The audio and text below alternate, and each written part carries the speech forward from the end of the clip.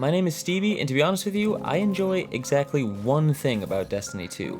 That one thing? Just going for 7th columns in the Crucible. Some would say I've done it quite a few times. Some would say I might even be the very best at it.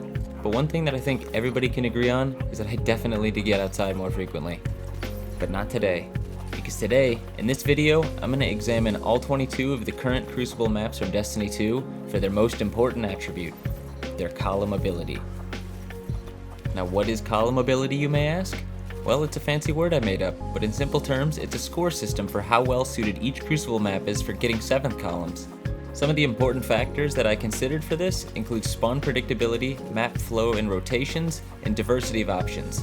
The plan today is to rank every single Crucible map in the game by their column ability score, and honestly, what better way of doing that is there than a good old-fashioned tier list?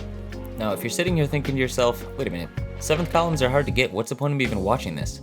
My rebuttal to that is always, have you heard of momentum control? If your answer is yes, then I love you. You can stop listening for a few seconds. But if your answer is no, have a seat. Momentum control is one of the cycling Crucible playlists in Destiny 2, and I can assure you no matter what type of player you are, it is the absolute ideal playlist for getting high multi-kills. Here's why. Your weapons do extra damage to opponents, you get your health back on every single kill, meaning you can be aggressive with pushes into enemy spawns, and finally, speaking of spawns, they're instantaneous and predictable, so if you play your cards right, you will never run out of people to shoot. So now that we've finally established that momentum control is definitely the superior playlist choice for hunting 7th columns, let's get started with this list. Going from A to Z, we start our column ability journey at Altar of Flame, and this map is a banger. Honestly, it has it all. Wonderful open sightlines, multiple unique avenues for attack, and most importantly, absolutely farmable spawns. Whether you're spawning at A or C, basically all you need to do to put yourself in the right position is make your way to the other side of the map and put pressure on the opposing spawn from a moderate distance. Once you get a few kills in the vicinity of Zone B, it's time to bombard their spawn with everything you've got. Due to Destiny's heinous spawn systems, they will most likely continue to spawn in front of you even as you make your way into their base. I mean, look at this clip, I just hit a 7th column on them while standing in their base, and they're still spawning here. So given the fact that Altar of Flame has great map flow along with countless ways to attack its very predictable spawns, this map can confidently park itself in the S tier. Next up, we have Anomaly, and in terms of column ability, this map honestly sucks big time. So Anomaly was actually removed from momentum control due to it being a horrible gaming experience. Its narrow paths and doorways promote endless ability spamming, and its seemingly random fragmented spawn system makes it even harder to chain multi-kills together. Yeah, this map is genuinely unfun to play in pretty much every PvP scenario I can think of, so it's going right in the bin.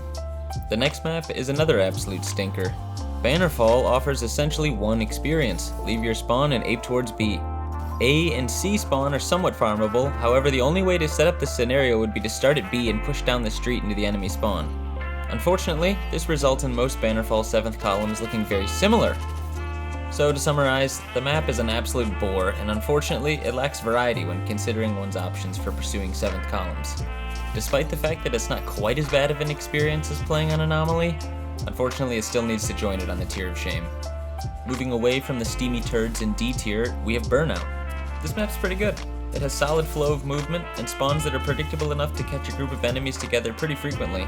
Pro tip, catching them spawning outside is definitely the move here. The major things holding this map back are its narrow doorways and paths that make for a grenade launcher user's fantasy land.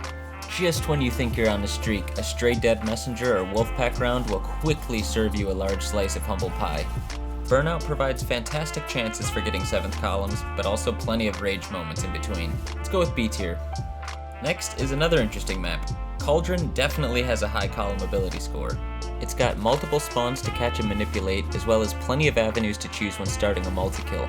The one thing that keeps this map from being in the S tier is the damn opening and closing doors. Seriously, who thought putting these in a fast-paced first-person shooter was a good idea?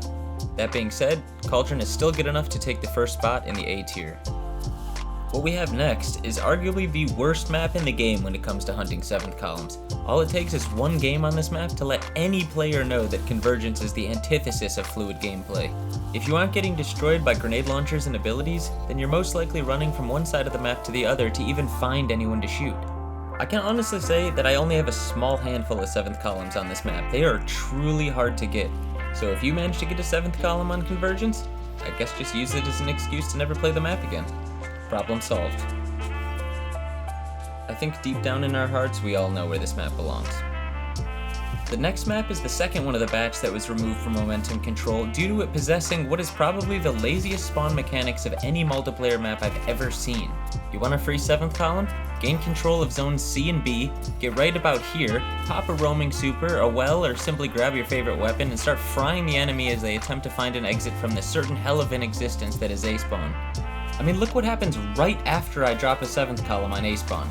They're still spawning here. Their fate is repeated. There's nothing they can do to escape it. It's pretty fun for me, but I mean, come on. Dead cliffs can be really fun to play, but honestly there's not much more to it than that A-spawn farm, so it's gonna have to be B tier. Next up is Distant Shore, and it's another absolute slog of a map to play on. Honestly, there's nothing about this map that makes it fun to hunt for 7th columns on.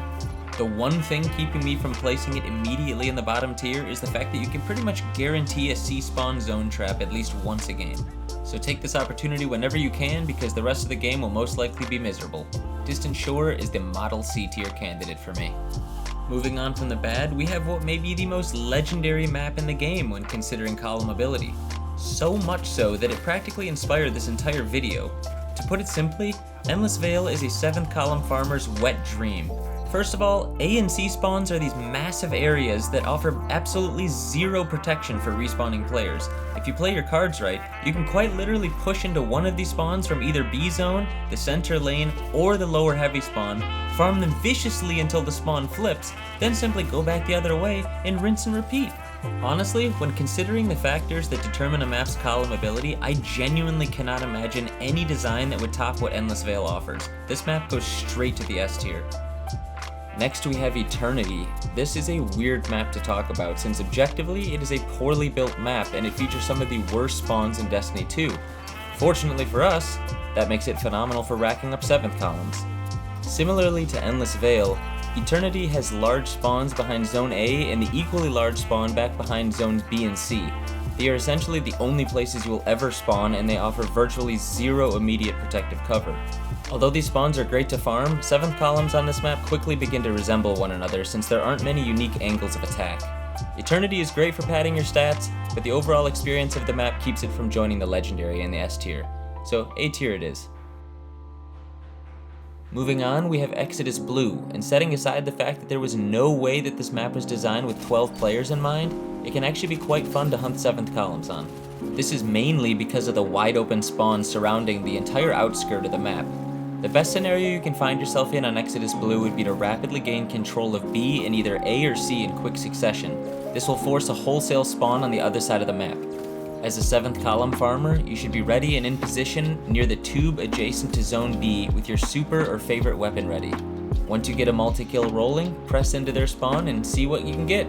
This map is very chaotic, however, it is also a great place for those seeking 7th column glory. So I think it's fair that Exodus Blue takes a spot right up in the A tier. Next up is Fortress, and from a column ability standpoint, this map isn't really good or bad, it just kind of exists. Although their spawns are predictable, the map is massive, and it's very common that you will start a kill streak only to have them all spawn 200 meters away behind 3 massive stone walls. As a result of this, you kinda get to forge your own path to kill streaks. There's no particular setup on this map that is 100% consistent, so try whatever you're comfortable with, and maybe you'll get lucky. To sum it all up, Fortress isn't the greatest map for 7th columns, but hitting one on it can be incredibly rewarding. Let's go ahead and put this map in the B tier.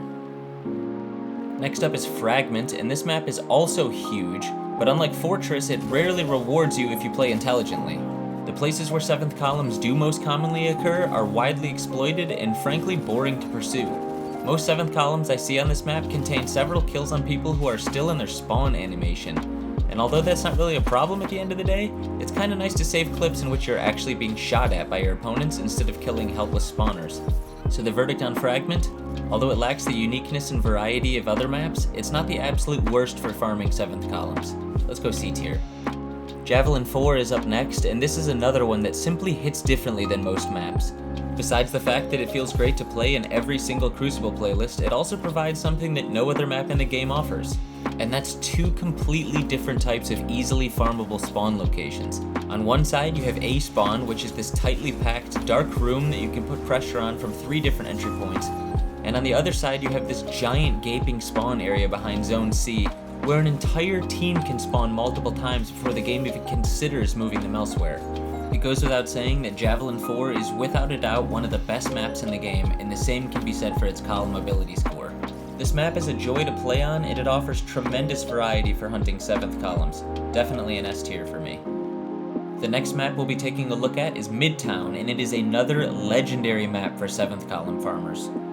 First off, we have the glorious spawn behind Zone A. You can honestly just wait near Central Heavy until your team captures Zones B and C, and then run straight towards this spawn zone. Since everyone is guaranteed to spawn there at this point, you're pretty much guaranteed a chance at a 7th column. On the other hand, the spawn behind Zone C offers a slightly more difficult challenge since most of the spawns are hidden behind cover. That being said, this area is still easy to access, and to be honest with you, all the enemies have to do is run towards you, so they're kinda stuck. Similarly to Endless Vale, Midtown is one of those maps where you can pretty much just go back and forth between A and C and test your luck. But with 2 different spawns to farm endlessly under a nice sunny sky, that's really all it takes for me to prop Midtown up into the S tier. Next is Pacifica, and Pacifica is honestly one of those maps that I normally quit out of the moment I see its name on the screen. It is just not fun to play if you have aspirations of hitting kill streaks. I'm not saying it's impossible, you just probably won't experience much joy in pursuing them here. Tiny hallways, monotone colors, explosions everywhere, and for some reason the whole map is tilted at like a 5-degree angle. Now that you see it, you will never unsee it, and it is so frustrating.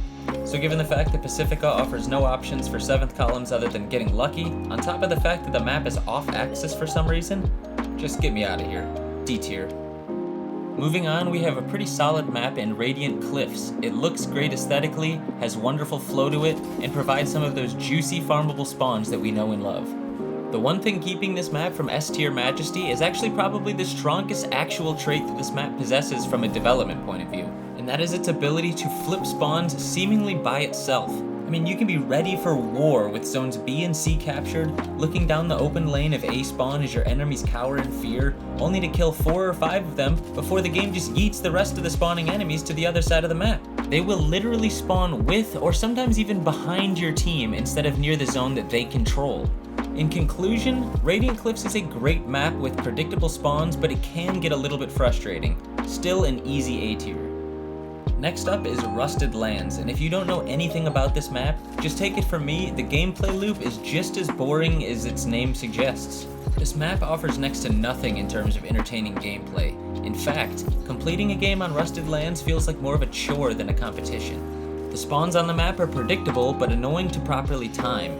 If you do get a 7th column, it'll most likely be in the backyard area behind Zone A. However, the beach behind Zone C is also a great area for setting up streaks. Rusted Lands is definitely another perfect candidate for C tier. With the end now in sight, we move on to Twilight Gap. Now this is another Destiny 1 map that has the entire community scratching their head over why it was even considered for a remake.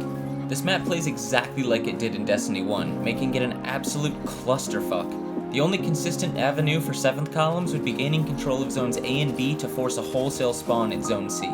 If you start your streak near Zone B, you should be able to pressure this spawn without forcing them to flip. Other than that, it's kind of a crapshoot. Twilight Gap is just another map fit for a C tier position on our column ability list. Next is Vostok. Now this map is truly hard to get 7th columns on. It is a massive map, however it is partitioned by huge rock features in the center that break up any sort of flow that a player may be generating. Occasionally, you can catch some spawns when you are in the right position, but because the map is so open, you will most likely fall victim to a barrage of pulses or scouts sitting back in their favorite head glitch spot. If you get a 7th column on this map, honestly consider it a great achievement. Even though Vostok can supply you with the rare hidden gem, it's still a C tier map. The penultimate map that we are going to analyze is Widow's Court. On this map, long-range scouts and pulses are dominant.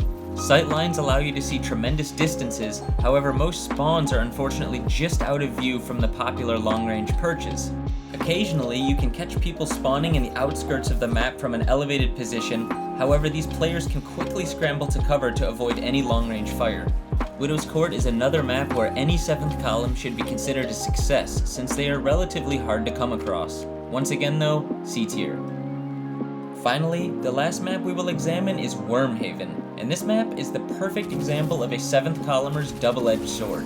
The map itself is not the greatest. Traveling any amount of distance is made immediately difficult by the endless ability and grenade launcher spamming you will most likely come to see.